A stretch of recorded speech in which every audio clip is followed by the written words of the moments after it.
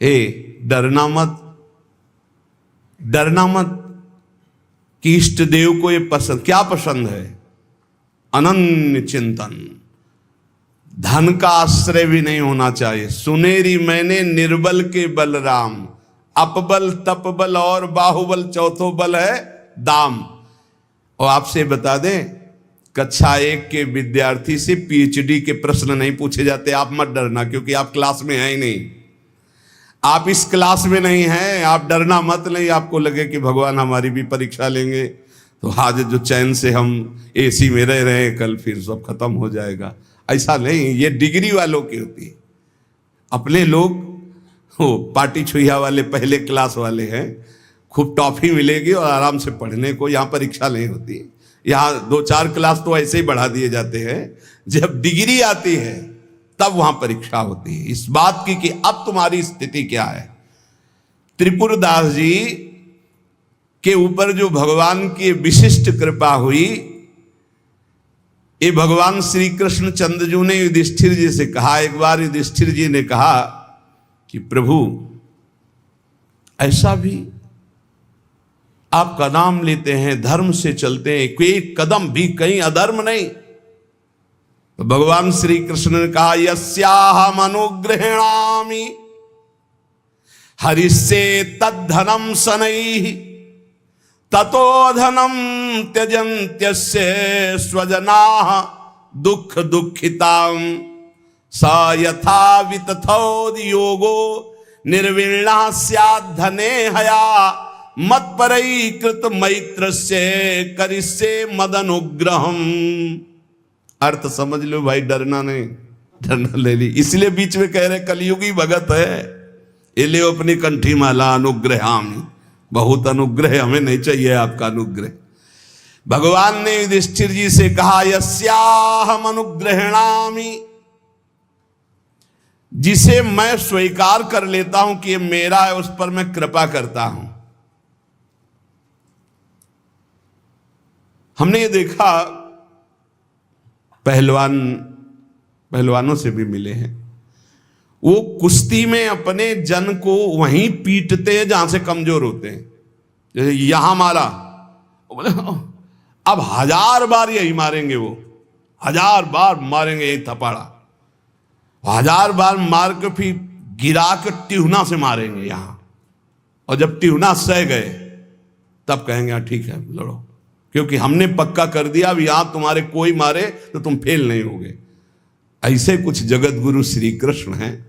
हमारा ये पार्षद कमजोर कहां से हो सकता है? जहां कमजोर वहीं मारा जाता है। बड़ा सुविधा भोगी तो सुविधा पर ही मार चलेगी, अब सुविधा के बिना भी भजन हो सकता है। उस समय तुम्हारी मांग क्या होगी, सुविधा या भगवान? त्रिपुरदास जी किस लिए रोए कि आपकी सेवा का प्रण लिया था, वो सेवा की पूर्ति। भगवान कह रहे हैं कि जिस पर मैं कृपा करता हूं पहले उसका धन बल अपहरण कर लेता हूं। ये धन बल अपहरण कर लेता हूं। जब वो निर्धन हो जाता है तो सगे संबंधियों का अपहरण कर लेता हूं, या तो सगे संबंधी छोड़ देंगे।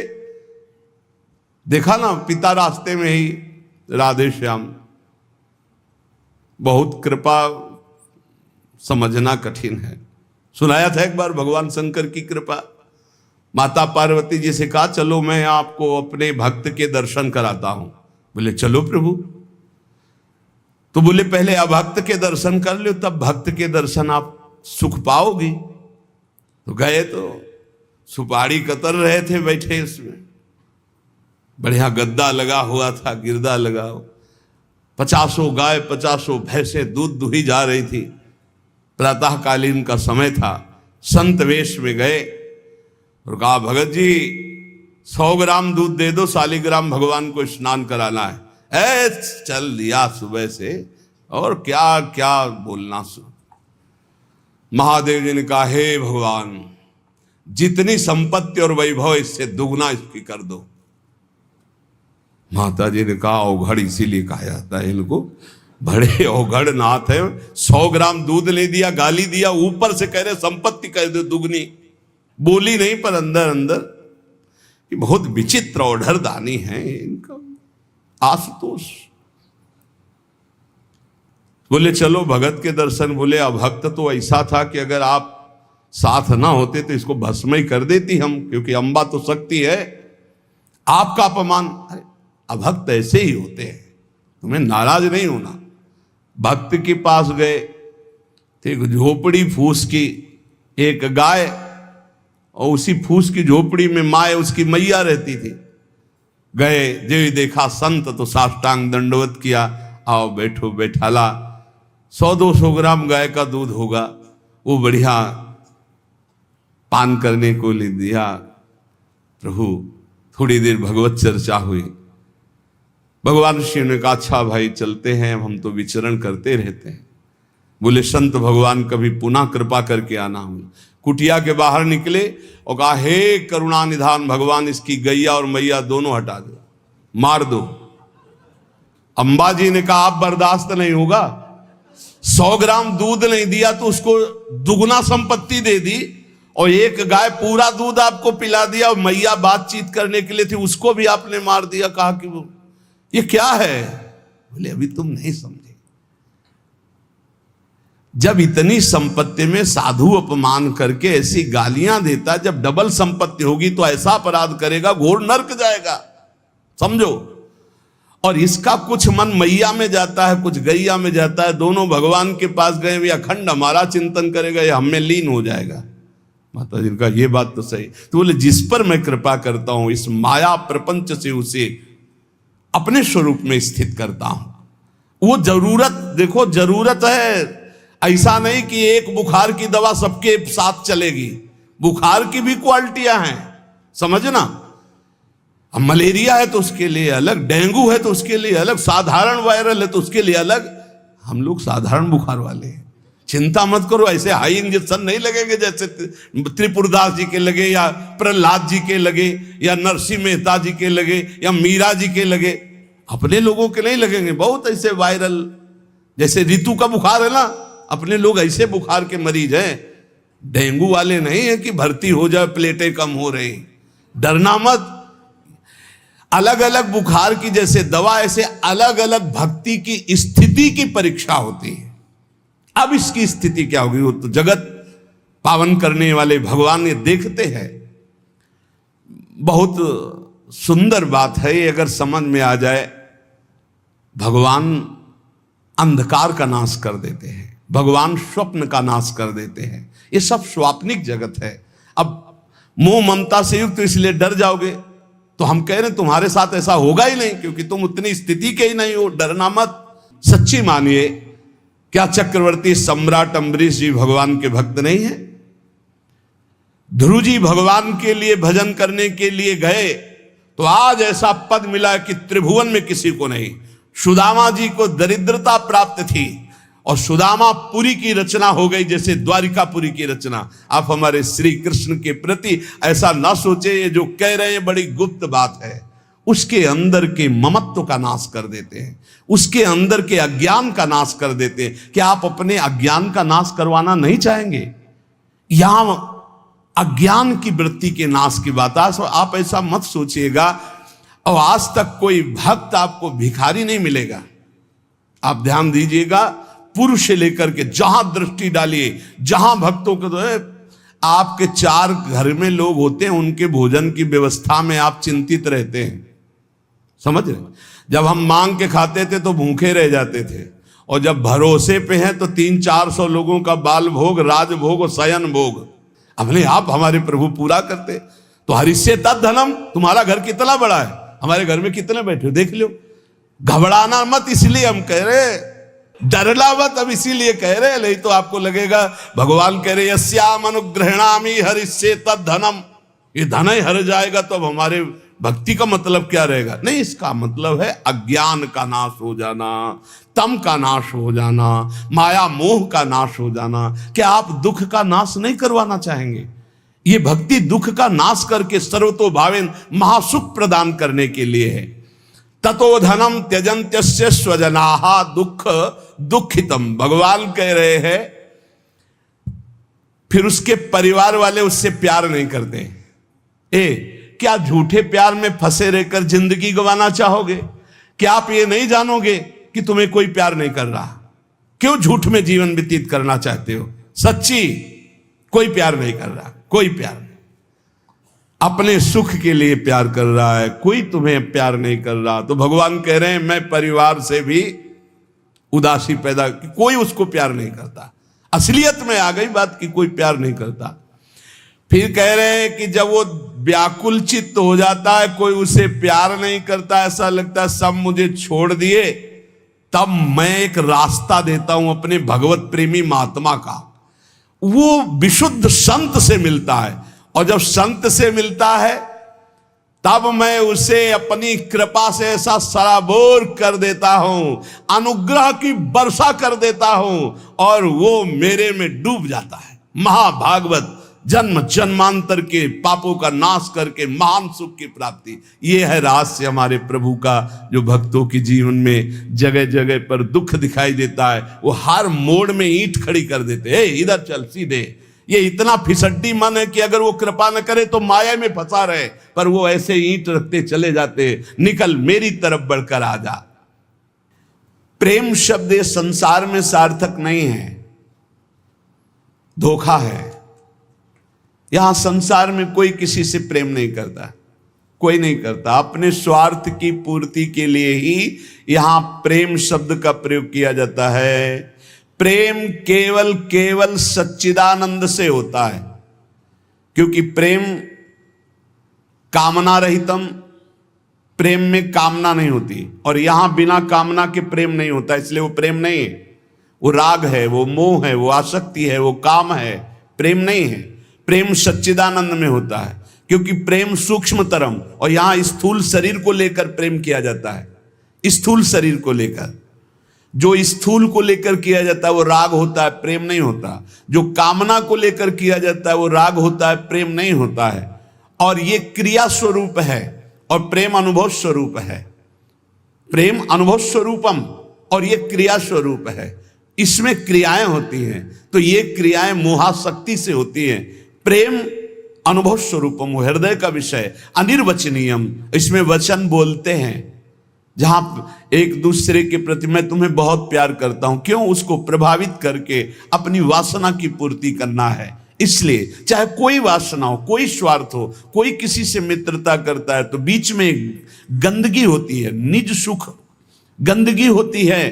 अपनी भावना को पोषण करना, अपने स्वार्थ का पोषण करना, अपनी वासना का पोषण करना, अगर ये गंदगी निकल जाए तो सच्चिदानंद प्रेम कहीं भी कर ले तो भगवान की प्राप्ति हो जाए। पर स्वसुख वांछा रूपी गंदगी का त्याग, जो अपने सुख को भोगने के लिए दूसरे से प्यार का शब्द प्रयोग किया जाता है, ये राग है, ये काम है, ये मलिन वासना है, ये प्यार नहीं है, ये मदांध है। को आ मदांधो मदनातुरोवा, ये काम से व्याकुल पुरुष ऐसा बोलता है। अपनी कामना की पूर्ति, काम का तात्पर्य केवल एक जनेंद्री जन्य नहीं है, हर इंद्री की कामना से युक्त होकर जो किसी से बोला जाता है मैं तुम्हें बहुत प्यार करता हूं, ये केवल वासना का केवल सूचक है।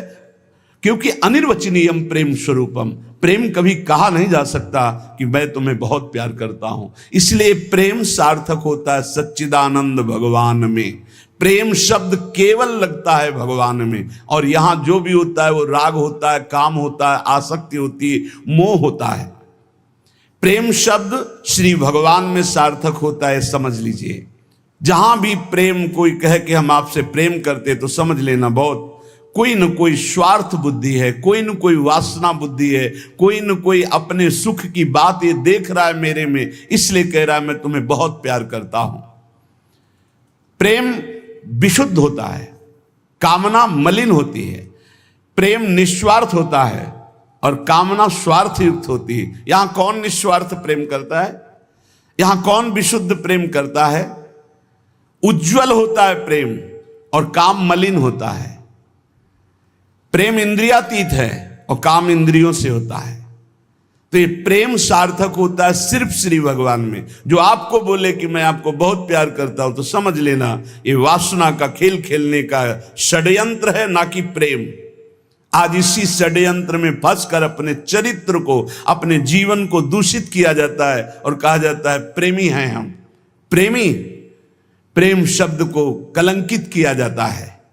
वही प्रेमी हितधाम में थे तो एक जोड़ी आई, उन्होंने कहा कि उन्हें लव मैरिज किया है, आशीर्वाद दीजिए। बढ़िया है। एक साल बाद अकेले दिखाई दिया हमको, भाई अकेले आए आप? बोले तलाक हो गई है। यह है प्रेम। दूसरा मिल गया कोई स्वार्थ पूर्ति के लिए, उससे अच्छा अपनी भावना में, खत्म प्रेम। स्वार्थ की पूर्ति को संसार में प्रेम कहा जाता है। इसलिए प्रेम शब्द को गंदा न करो। प्रेम केवल अंतर में विराजमान निरंतर जिनकी सत्ता है उन श्री भगवान से होता है। जब प्रेम होने लगता है तो दूसरी समस्त वस्तुओं से, समस्त स्थितियों से मन हटने लगता है। केवल प्रीतम ही प्रीतम सुहाते हैं। ऐसा कामी पुरुष को भी होता है, ऐसा कामिनी को भी होता है। बस बिल्कुल नजदीकी है काम और प्रेम में, पर प्रेम निर्मल भास्कर है और ये घोर अंधकार है। इसलिए गोस्वामी जी ने बहुत समझ कर मांगा कि काम ही नारी प्यारी जिम, लोभी जिम प्रिय दाम, तिमि रघुनाथ निरंतर प्रिय लागो मोहिराम। हमारा आपसे प्रीता कैसी हो? जैसे कामी पुरुष की कामिनी में होती है, जैसे कामिनी की कामी पुरुष में होती है, ऐसे हे नाथ मेरी चित्तवृत्ति निरंतर आप में लगी रहे। प्रेम तभी माना जाता है जब अपनी शुद्ध भूल जाए और केवल प्रेमी की याद रहे।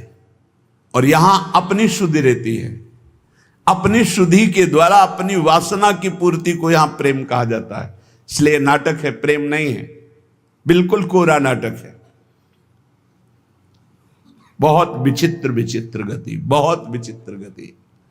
प्रेम उसे कि हम आपसे प्यार करते हैं, यदि आप वहां सुखी हो तो जाओ, भगवान तुम्हें सदैव सुखी रखें, कभी तुम हमारी तरफ मुड़कर मत देखना, तुम आनंदित रहो, तुम सुखी रहो, आनंदित रहो। प्रेम का स्वरूप समझना बड़ा कठिन है। यदि मेरे देखने से तुम्हें दुख होता, मैं कभी तुम्हारे सामने नहीं आऊं।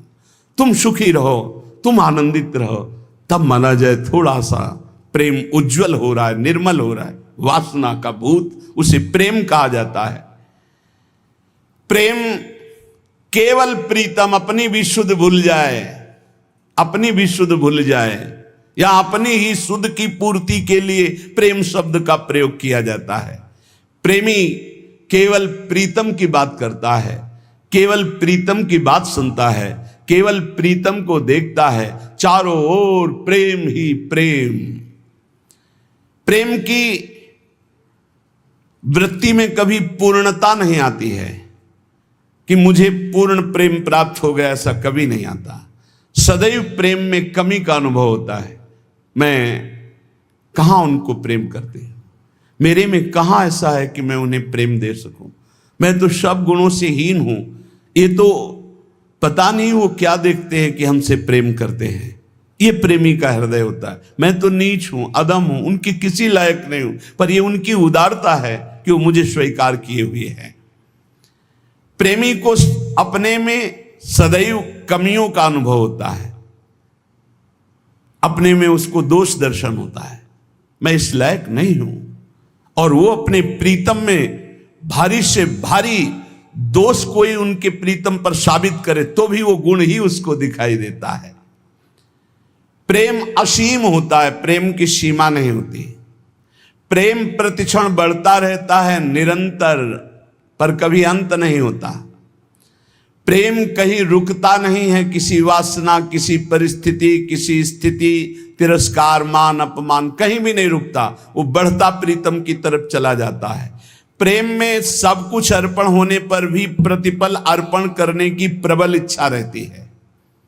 यहां तक कि प्रेमी स्वयं भी प्रेमास्पद के अर्पित हो जाता है, पर इस बात का उसको स्मरण भी नहीं होता कि मैं कितना समर्पित हूं।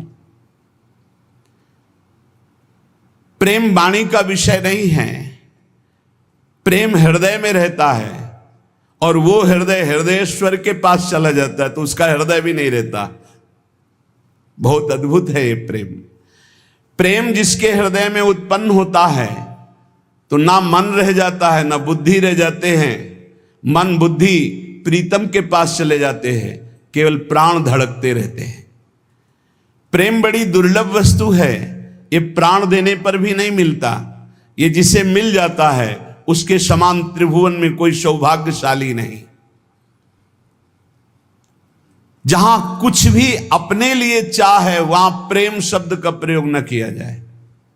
स्वार्थ है, प्रेम नहीं। प्रेमी का सुख इसी में है कि मेरे प्रीतम कैसे सुखी हों, तत्सुख सुखित्वम। एक बार रहीमदास जी ने सुना कि श्री ठाकुर श्रीनाथ जी महाराज बड़े सुंदर हैं और बहुत कृपालु हैं, रिझवार हैं। फकीर वेश में रहते थे रहीमदास जी, और जन्म तो अन्य धर्म में हुआ था पर उपासना अपने श्री ठाकुर श्री हरि की करते थे। श्रीनाथ जी यतिपुरा में गोवर्धन में विराजमान थे।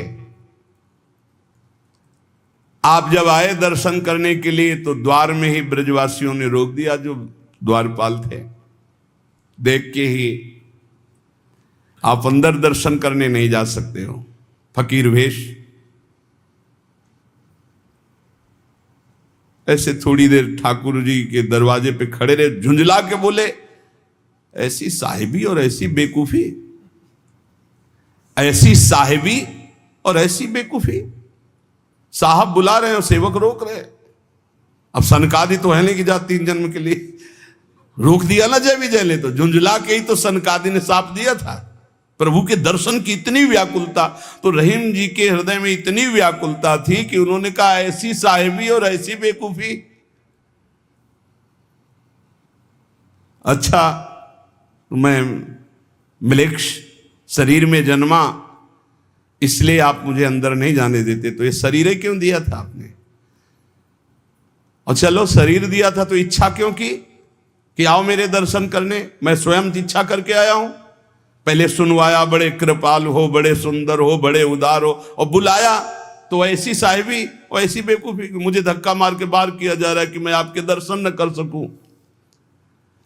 इतनी प्रशंसा सुन करके आया और आपका फकीर हूं, आपका हूं। हरि रहीम ऐसी करी ज्यों कमान सरपूर, खैच अपनी ओर को छाड़ी दियो अति दूर।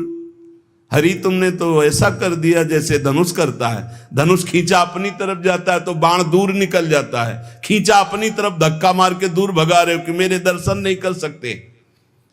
गोविंद कुंड पर आए और वहीं बैठ गए,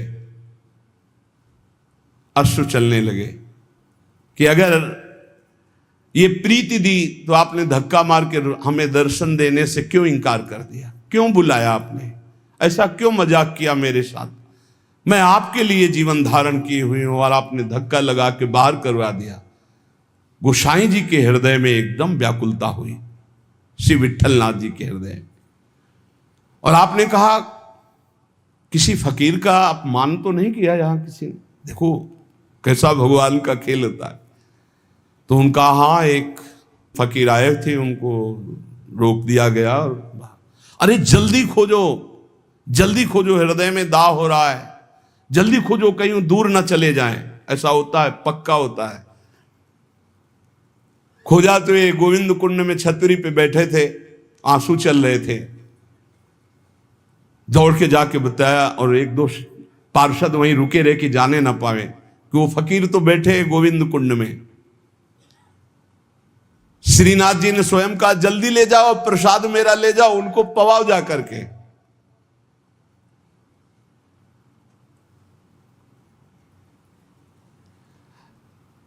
फिर श्रीनाथ जी ने कहा कि वो मान धारण किए हुए प्रसाद तो पाएंगे नहीं ऐसे, जब तक हम नहीं जाएंगे। तो इधर तैयारी प्रसाद की जा रही, उधर अपने प्रसाद की थाल लेकर ठाकुर जी स्वयं गए और कहा बाबा प्रसाद पा। जी ही देखा, अब वो तो छवियावन मोहन लाल की काछे काछन कलित मुरली कर पीत पिछोरी साल की छवि आवन मोहन लाल की बंक तिलक केसर को कीने दुति मानो विधु बाल की बिसरत नाही सखी मोमनते उचितवन नयन विशाल की नीकी हसनी अधर सधरन की छवि छीनी सुमन गुलाल की जलसों डार दियो पुरैन पर डोलन मुक्ता माल की आप मोल बिन मोलनी डोलनी बोलनी मदन गोपाल की ये स्वरूप निरखै सोई जाने इन रहीम के हाल की। रहीमदास जी बेहाल हो गए। मंद मुस्कान तिरछी चितवा नलबेली चाल है बाबा काहे को रो रहे हो, है प्रसाद पाले। कमल दल नेत्रों में नेत्र मिला के देखे, वहां तो धक्का लगा दिया, यहां स्वयं चल कर आ रहे हो। कमल दल नयनन की उन्मान बिसरत नाही सखी मोमनते मंद मंद मुस्कानी कमल दल नैनन की उन्मान। नजदीक आए, पालो प्रसाद। उन्होंने कहा खैंच चढ़न ढीली धरनी कहो कौन है रीत आज काल मोहन गही वंश दिया की रीत। वाह महाराज बड़ी विचित्र है आपकी लीला। पहले धक्का मारकर बाहर भगा देते हो, अरे वहीं दर्शन कर लेने देते, आपको यहां आने की क्या जरूरत थी। धक्का मारा क्यों, हटाया क्यों जब आना ही था। आपकी रीति समझना बड़ा कठिन है। थाल सामने रख, बाबा मेरे भोग की थाल है, पाओ। ये प्रीति देखते हैं, सिर्फ प्रीति देखते हैं। पीट करके ऐसे बैठ गए, नहीं पाऊंगा। आपने धक्का क्यों लगवाया, दर्शन करने के लिए बुलवाया, फिर धक्का लगवा दिया कि नहीं तुम अंदर प्रवेश नहीं कर सकते। ठाकुर जी मना रहे हैं, बाबा पालो पालो। और बस जे भी ऐसे दोबारा मुड़े अंतर्धान हो गए। ठाकुर जी के अंतर्धान होते ही अद्भुत वियोग, बड़ी ऊंची स्थिति के